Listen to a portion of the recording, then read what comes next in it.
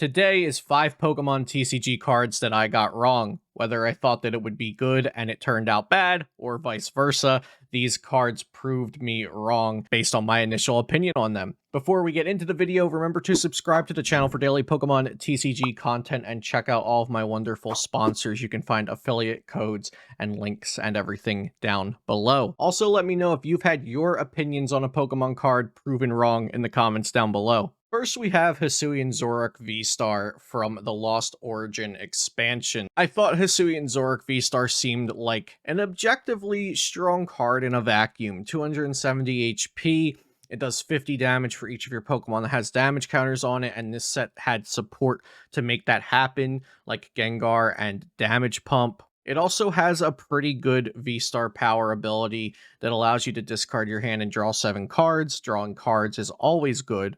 But I still had my reservations about this card because I felt that other cards outclassed it in what this was trying to do. I feel like it is just a weaker Mew VMAX because Mew VMAX has more HP, more support, more draw power, everything. It has power tablets, etc.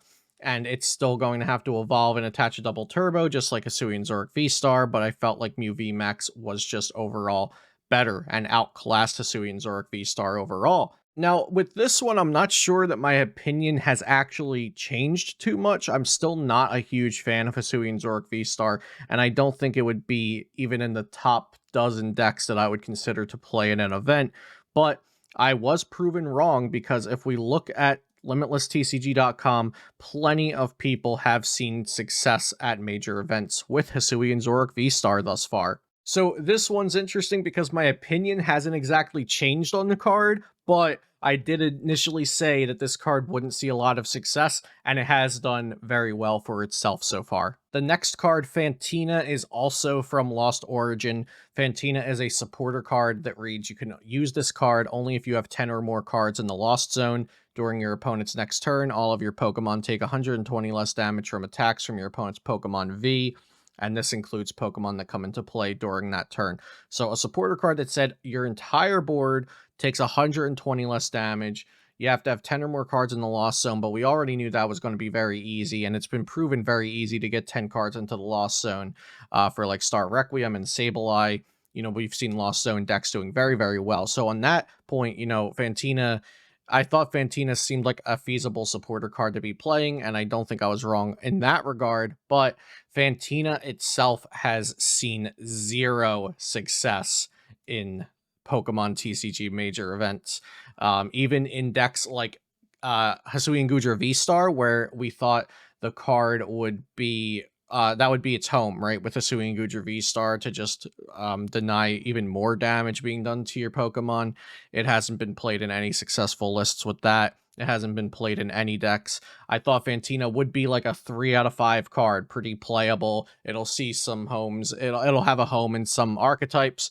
I was wrong with this one. Fantina has done absolutely nothing.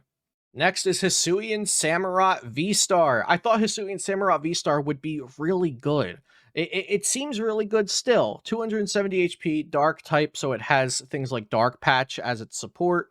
And Merciless Blade does 110 plus 110 if the defending Pokemon already has damage counters on it, so that's 220. And then Mooncleave Star is its V-Star power ability that says you can put 4 damage counters on one of your opponent's Pokemon. And I thought this would just be insane with Metacham's Yoga Loop and as a partner with Rapid Strike Urshifu. And when it works, it does feel very good, but it turns out that a lot of the situations that Hisuian Samurott V-Star would be good in are very circumstantial and not easy to replicate game after game after game. So it turned out to be consistency issues and reliability issues matched with the consistency and speed and power of the standard format that is surrounding this Hisuian Samurott V-Star. So in another world, maybe Hisuian Samurott V-Star could have been better. It has had some placements. You'll see here it placed top 128 at Baltimore and NAIC and top 64 in Milwaukee.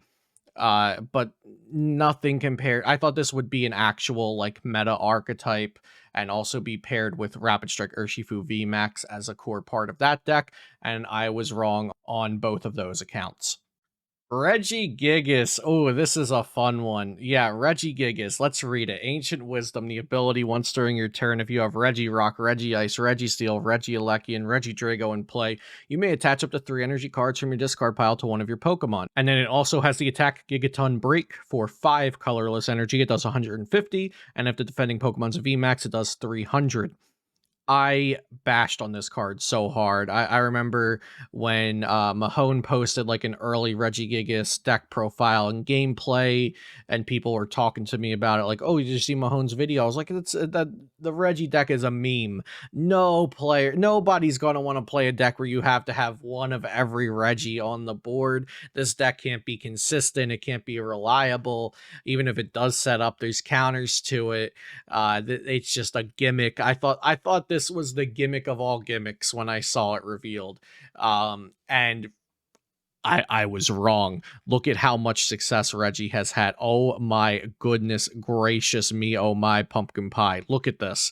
Right, like it's like the universe heard me and was like, okay, we are going to have to just make Regigigas pop off. And it's not even like people are getting lucky. It's really good players that chose to play the deck. And I agreed. By the time we got to Peoria and Salt Lake City, I agreed in Reggie's strength, but back like in Milwaukee and NAIC territory, I thought this deck was just a walking meme still. But it's actually very, very powerful. And you'll see that Regigigas can even be included in non-Reggie decks, like the Lost Zone box decks with Mirage Gate, because Regigigas does 300 damage, and with a choice belt 330 damage to knock out a Kyurem VMAX. So safe to say I was very wrong about Regigigas and the Regigigas deck.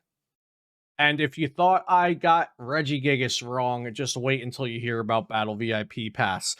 I did think Battle VIP Pass was a great card for Mew VMAX, because Mew VMAX is a very aggressive deck. You just want to burst out a bunch of Genesects and dump cards, use Cramomatic, so the Battle VIP passes later on don't matter because you have Cramomatic to get rid of them. I thought this was going to be pretty much just a Mew VMAX card and nothing else at the time. I was wrong.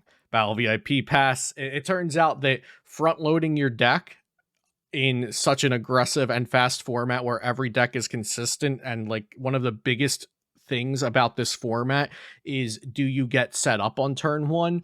Battle VIP Pass, even though it's a dead card later on and you can do absolutely nothing with it after turn 1 except use it as discard fodder, this card, yeah, this one proved me wrong even more than Reggie.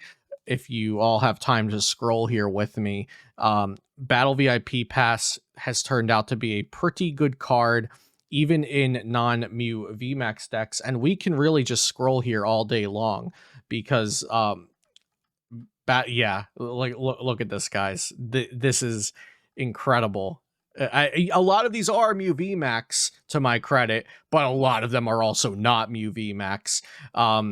And so I would have definitely said that if you told me that there was this huge list of decks playing Battle VIP Pass, I probably would have said they're all Mew VMAX or similar, very, very aggressive, just try to boss KO 3 times win kind of decks. I mean, that is kind of the format we're in, where you do try to do that with a lot of decks, but still, I was very wrong about Battle VIP Pass. I thought it would be just in Mew VMAX, just in Cramomatic decks, and obviously we got that one wrong. So those are 5 recent cards that I got wrong for the Pokemon trading card game.